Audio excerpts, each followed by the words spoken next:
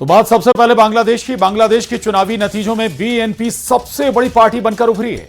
अब तक के नतीजों में बीएनपी के खाते में 211 सीट, जमाते इस्लामी के नेतृत्व वाले गठबंधन को 70 सीट, तो अन्य के पास सिर्फ 18 सीटें आई हैं। यानी बांग्लादेश में इस बार बीएनपी अध्यक्ष तारिक रहमान का प्रधानमंत्री बनना लगभग तय है। बांग्लादेश में नई सरकार के गठन के लिए यह चुनाव बेहद अहम माना जा रहा है। बांग्लादेश के चुनावी नतीजों पर पीएम मोदी ने तारिक रहमान को बधाई संदेश भी भेजा। पीएम मोदी के बधाई संदेश पर बीएनपी ने शुक्रिया भी कहा। बीएनपी चुनाव समन्वय समिति के प्रमुख नजरुल इस्लाम खान ने कहा कि हमें विश्वास है कि तारिक रहमान के नेतृत्व में दोनों देशों के बीच संबंध मजबूत होंगे। तो तारिक रहमान का अब बांग्लादेश का अगला प्रधानमंत्री बनना लगभग तय है और इस जीत की ओर बढ़ते बीएनपी के लिए प्रधानमंत्री नरेंद्र मोदी ने भी बधाई संदेश भेजा है। Thank you. We also, on behalf of our party, thank him, and we believe that under the leadership of our leader, Mr. Tariq Rahman, the relation between these two countries and the people of these two countries will be strengthened. और ज्योतिष पीठ के शंकराचार्य स्वामी अविमुक्तेश्वरानंद सरस्वती एक बार फिर से बड़े विवादों के केंद्र में हैं। प्रयागराज के माघ मेले में पुलिस के साथ हुई झड़प के बाद अब उन पर बेहद गंभीर और चौंकाने वाला आरोप लगा है। जगत गुरु रामभद्राचार्य के शिष्य आशुतोष ब्रह्मचारी महाराज ने शंकराचार्य के शिविर में नाबालिग बच्चों के यौन शोषण और कुकर्म जैसे संगीन आरोप लगाए और प्रयागराज की पॉक्सो कोर्ट का दरवाजा खटखटाया। इन आरोपों को शंकराचार्य स्वामी अविमुक्तेश्वरानंद सरस्वती ने झूठा बताया।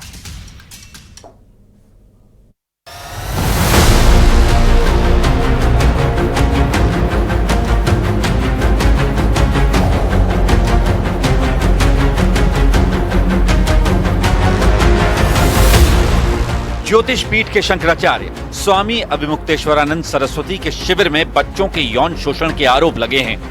ये आरोप किसी आम व्यक्ति ने नहीं, बल्कि जगत गुरु रामभद्राचार्य के शिष्य और शाकुंभरी पीठाधीश्वर आशुतोष ब्रह्मचारी महाराज ने लगाए हैं। उनका कहना है कि स्वामी अविमुक्तेश्वरानंद के आश्रम में बच्चों का मानसिक और शारीरिक शोषण किया गया।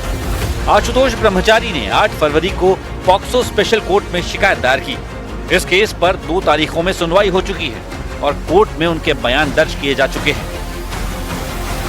अभी माननीय न्यायालय में हम लोग साक्ष्य जमा करने के बाद ही सार्वजनिक रूप से ऐसी सीडी भी उपलब्ध कराएंगे जो नंगी पूरी की पूरी बच्चों के साथ कुकर्म किया गया है, गंदा काम किया गया है, यौन शोषण किया गया है, जो लैंगिक अपराध के श्रेणी में आता है।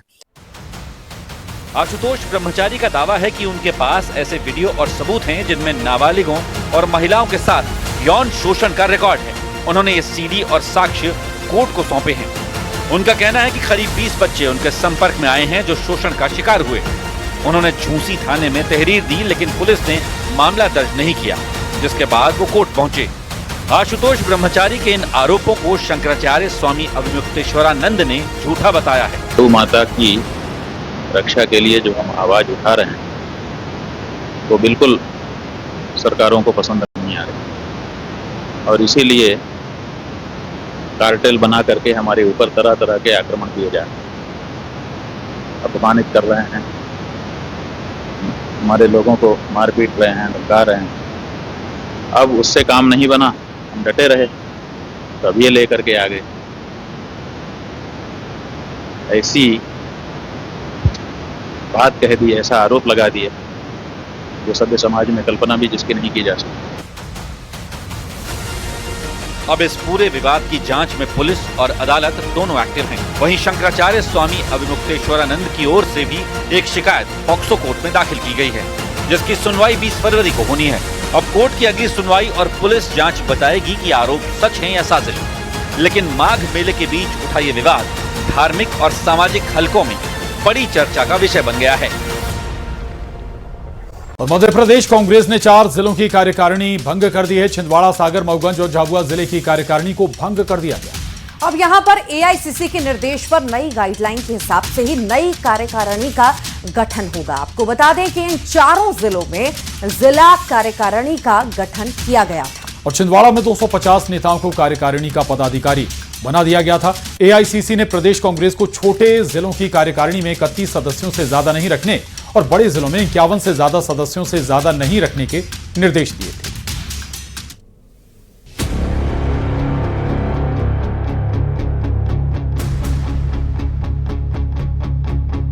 मध्य प्रदेश कांग्रेस ने प्रदेश के 4 जिलों की कार्यकारिणी को भंग कर दिया है। अब यहां नए सिरे से जिला कार्यकारिणी का गठन किया जाएगा।